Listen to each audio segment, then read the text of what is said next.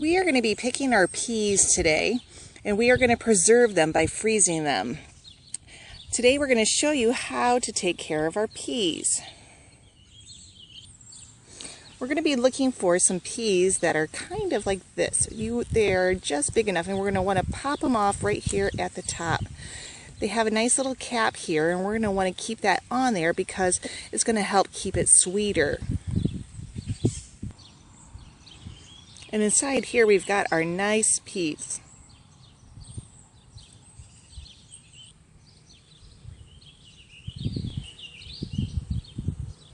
So here, this pea is too skinny.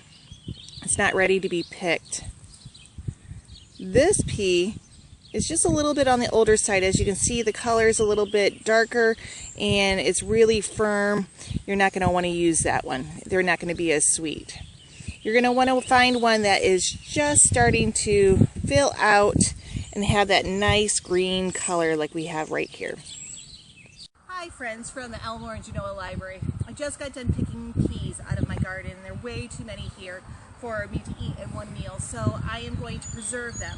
The best way that I like to preserve them is by freezing them. You can them, but I think that they're fresher when you freeze them. I'm going to show you how to do that. Now that we have our peas picked and shucked, we brought them in and we put them in a nice cold water bath just to rinse them off. And now we've got a nice pot of water getting ready to boil because we're going to want to blanch them for like a minute and a half.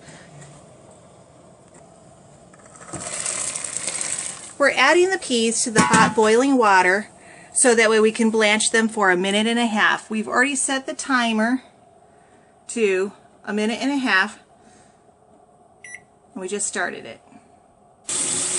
Now that we are done with blanching them, we are going to drain the hot water and we are going to rinse them with some nice cold water. That cold water seals in that sweetness and the freshness.